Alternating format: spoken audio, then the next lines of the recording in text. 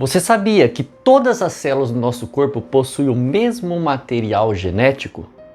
Eu sou o professor Marquinho de Biologia e hoje nós vamos falar sobre o DNA.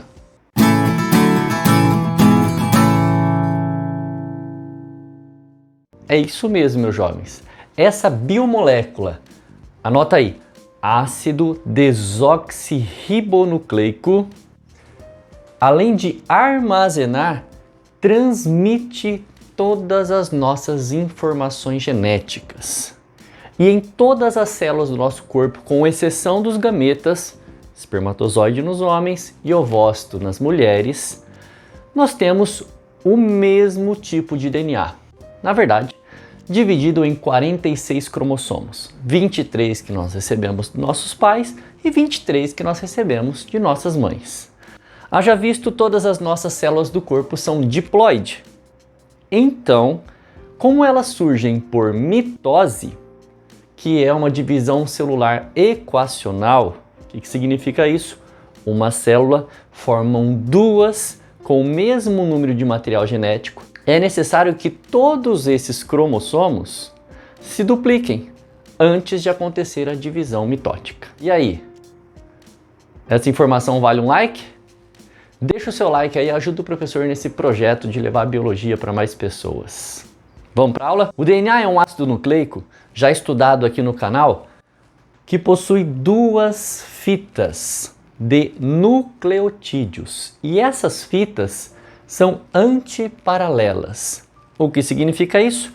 Uma complementa a outra. Tá vendo aqui, ó? Eu representei uma fita fininha e a outra fita mais espessa. A fita que começa com 5 linhas, que é a mais espessa, termina com 3 linhas. E a fita que começa com 3 linhas, termina com 5 linhas. Professor, eu sempre vi esses 5 linhas e esses 3 linhas nas questões de biologia, mas eu nunca entendi esse negócio. Me explica aí, vai. Então vamos lá. Quando nós falamos de 5 linhas e 3 linhas, nós estamos falando da extremidade da pentose que está aqui na pontinha dessas fitas. A pentose, como o próprio nome diz, é um açúcar com 5 carbonos. Se o carbono que estiver na extremidade superior for o carbono 5, da mesma fita na parte inferior vai ser o carbono 3. E na fita complementar, se começar com o carbono 3, termina com o carbono 5. Quando a gente olha assim pela primeira vez, pode parecer algo insignificante. Começar com 5 linhas, terminar com 3 linhas, ser antiparalela, mas isso na prática, lá dentro das nossas células, acontecendo os processos biológicos, é muito importante. Porque as enzimas que fazem cópias de DNA seguem um padrão, seguem sempre o que nós chamamos de sentido da vida, que é de 5 linhas para 3 linhas.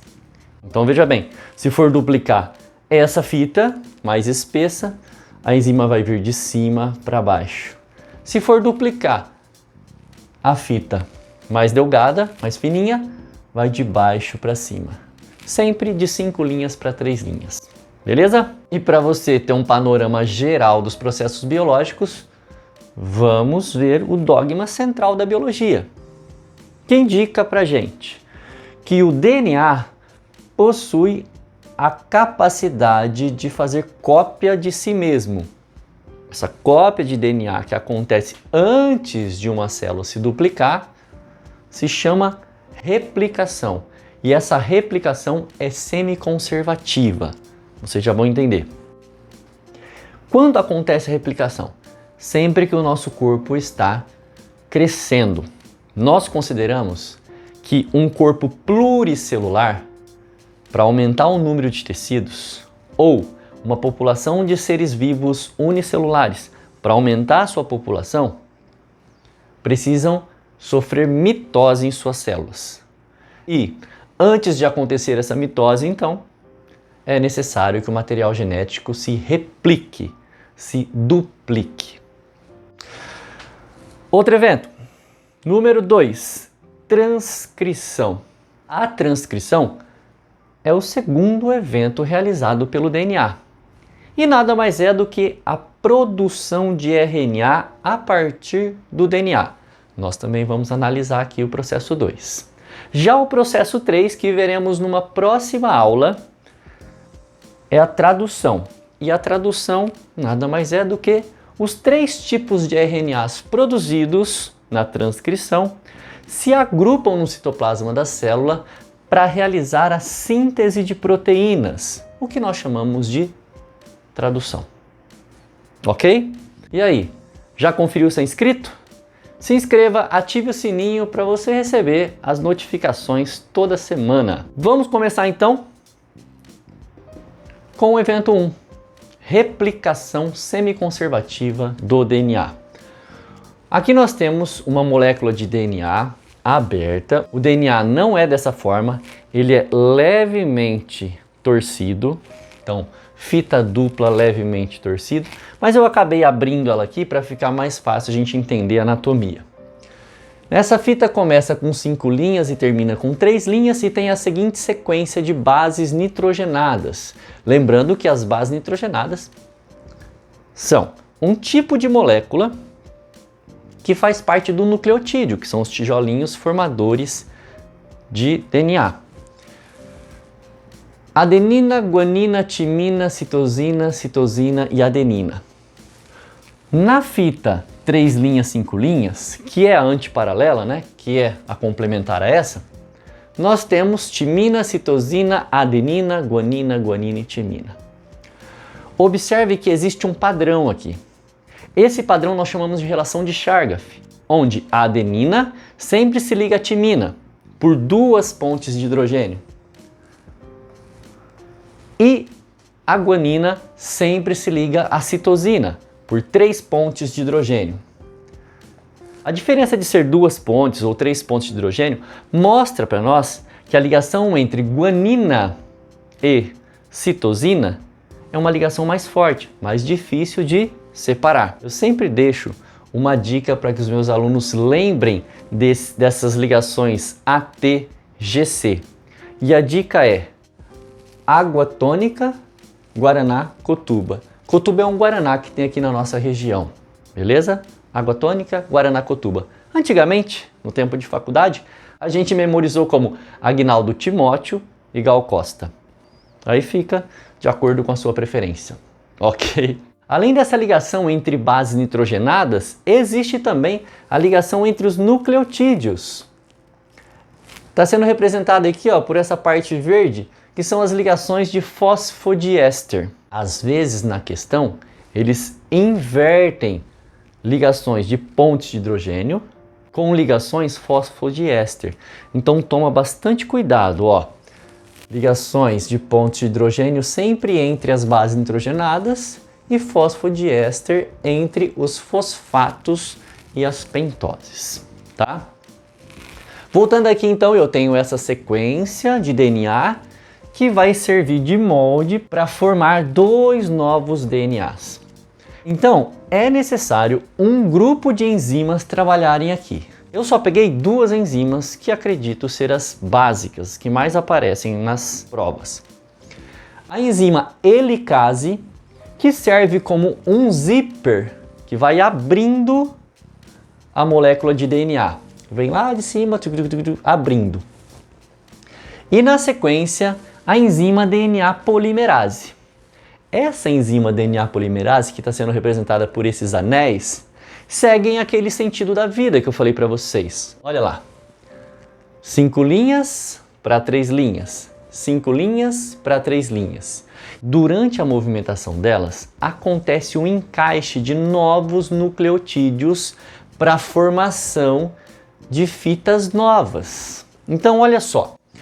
Essa fita que começa com 5 linhas e termina com 3 linhas serve de molde para formar uma fita nova, 3 linhas, 5 linhas. Quem vai encaixando aqui é a DNA poli. A outra fita, 3 linhas, 5 linhas, serve de molde para formar mais uma fita nova, de 5 linhas para 3 linhas. No fim do processo, nós deixamos de ter esse DNA velho e passamos a ter 2 DNAs. Só que esses novos DNAs são semi-conservados. Por quê? Uma fita é velha, preta, e a outra fita é nova, vermelha. Percebe? Uma fita velha, preta, e uma fita nova, vermelha. Por isso que a replicação ou a duplicação do DNA é chamada de semi-conservativa. Fitas velhas com fitas novas. Semi-conservou as fitas que já existiam. E assim vai acontecendo a cada ciclo mitótico. Beleza? Agora, no evento 2, que é a transcrição, nós temos aqui, ó, o DNA servindo de molde para a formação de um RNA, porque a transcrição nada mais é do que isso, né? DNA formando RNA. Então observe o que acontece aqui. Nós temos uma enzima nova chamada enzima RNA polimerase. E aquela enzima que nós vimos ali em cima, que é a helicase. Então a helicase vai abrindo DNA na região específica para a produção de RNA e sempre no sentido 5 linhas para o sentido 3 linhas, ela vai fazendo a leitura do DNA e vai encaixando novos nucleotídeos para formar o RNA. Aqui eu coloquei o RNA mensageiro. O RNA mensageiro tem uma sequência aqui, ó, que aparece em outro tipo de base nitrogenada que nós não comentamos aqui no DNA. É a uracila. A uracila substitui a timina. O DNA tem como base nitrogenada timina, adenina, guanina e citosina. O RNA não possui timina, possui uracila, adenina, guanina e citosina. Então, podemos dizer que a uracila é uma base específica do RNA, assim como a timina é do DNA, tá bom? Observe aqui então que depois de todo esse processo, forma-se uma fita única, uma fita simples, e essa fita se chama RNA mensageiro. O RNA mensageiro carrega o código genético. Eu costumo dizer que como o DNA está lá dentro do núcleo das células eucariontes e não consegue dar um rolê lá para o citoplasma, então ele precisa mandar alguém para lá.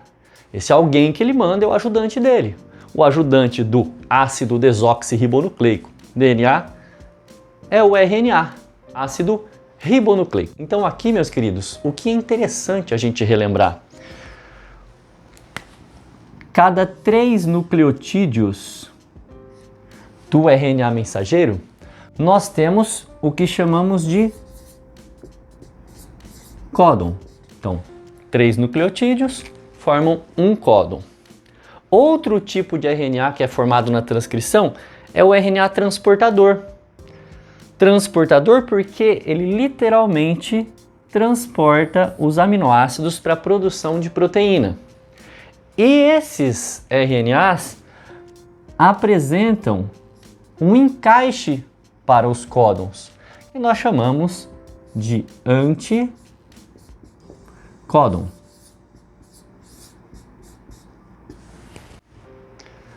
E fechando a ideia dos RNAs, tem o terceiro tipo de RNA, que é o RNA ribossômico, também produzido pela transcrição, que, associado a determinadas proteínas, forma uma organela indispensável para o terceiro evento, que é a organela ribossomo. Aquela organelazinha que apresenta 2 subunidades, uma menor e uma maior. Mas sobre os ribossomos e sobre o processo de tradução, que é a produção de proteínas, falaremos numa aula subsequente. Ok? Então, resumindo, replicação é a duplicação de DNA. Uma molécula com 2 fitas formam 2 moléculas, cada uma com uma fita velha e uma fita nova. A enzima principal aqui é a DNA polimerase. E a transcrição, o DNA é usado como molde, aberto e transcrito.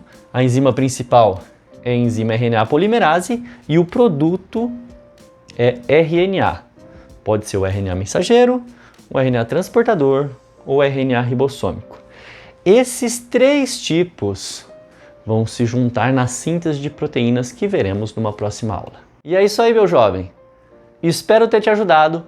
Se gostou da aula, compartilhe com algum amigo que você sabe que está estudando para o vestibular.